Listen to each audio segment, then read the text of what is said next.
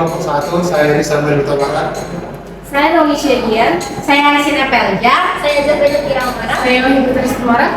Di video kali ini kami akan membahas materi tentang cost center. Ikuti terus ya. Dadah! Hai semuanya. Hai. Hari ini kami akan membahas apa itu analisis varian biaya produksi menggunakan contoh kasus dari pabrik Bintang Jaya, sebuah perusahaan yang memproduksi botol plastik air mineral. Kasus ini membahas tentang selisih antara biaya standar dan biaya sesungguhnya selama 1 bulan produksi. Masalah muncul ketika laporan bulan Januari menunjukkan bahwa biaya aktual produksi lebih rendah daripada biaya standar yang direncanakan. Nah, tugas kita adalah mencari tahu mengapa hal itu bisa terjadi dan apakah hasilnya menunjukkan efisiensi atau pemborosan. Kasus ini terjadi di Departemen Produksi Pabrik Bintang Jaya pada bulan Januari 2014. Perusahaan menetapkan anggaran biaya standar pada kapasitas normal 100.000 unit. Rinciannya yaitu bahan baku Rp8 per kilogram, tenaga kerja langsung Rp2,50 per jam, overhead variabel 1,6 per jam, overhead tetap Rp200 per jam.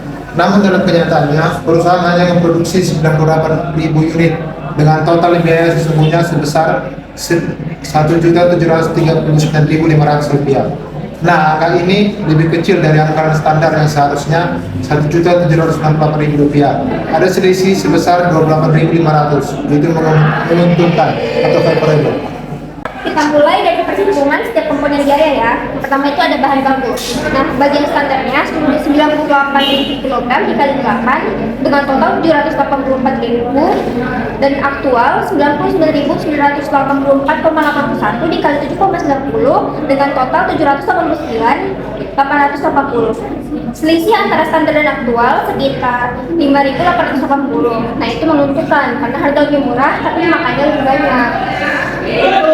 Langsungnya untuk bagian standar 196.000 jam dikali 2,50 dengan total 490.000 dan untuk aktual 186.200 jam dikali 2,50 dengan total 465.500 dan selisih antara standar dan aktual sekitar 4.900. Itu menguntungkan karena jam kerjanya lebih efisien.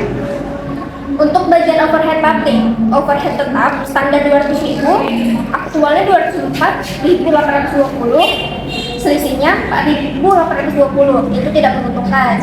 Overhead variable standar di 297.120 dengan aktual 279.300. Nah, selisih antara keduanya itu 18.620, itu menguntungkan. Jadi, total biaya standar itu 1.768.000 dibanding dengan biaya aktual 1.739.500, menghasilkan varian menguntungkan 28.500. Nah, sekarang kita cari tahu kenapa bisa ada selisih. Ada beberapa faktor penyebabnya. Yang pertama yaitu harga bahan baku lebih murah karena bagian pembelian berhasil negosiasi dengan pemasok baru. Yang kedua, pemakaian bahan baku sedikit lebih boros karena ada mesin injeksi yang sempat rusak sehingga menghasilkan limbah plastik lebih banyak. Ketiga, jam kerja lebih efisien karena sebagian pekerjaan digantikan oleh mesin baru yang otomatis. Keempat, overhead tetap meningkat sedikit karena kapasitas produksi menurun dari 100.000 ke 98.000 unit. Artinya sebagian biaya tetap tidak terserap. Jadi secara keseluruhan hasilnya tetap menguntungkan karena penghematan di bahan baku dan tenaga kerja menutupi kelebihan overhead tetap. Jadi dari hasil analisis varian ini, perusahaan bisa mengambil beberapa langkah. Yang pertama, menjaga kualitas dan pemakaian bahan baku agar tidak boros. Yang kedua, melanjutkan penggunaan mesin otomatis yang terbukti meningkatkan efisiensi waktu kerja. Yang ketiga, mengoptimalkan kapasitas produksi supaya biaya tetap bisa terserap penuh. Yang keempat, menggunakan analisis varian setiap bulan untuk memantau kinerja manajer produksi. Jadi, analisis varian bukan hanya soal hitung-hitungan, tapi juga alat manajemen untuk mengukur efisiensi dan kinerja operasional. Angka-angka di laporan ternyata bisa bercerita banyak tentang efisiensi perusahaan.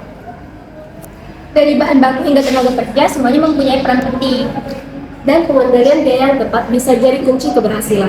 Jadi efisiensi bukan kebetulan, tapi hasil dari perencanaan dan pengendalian yang baik. Sekian video dari kami, mohon maaf jika terjadi kesalahan. Terima kasih sudah menyaksikan dan sampai jumpa.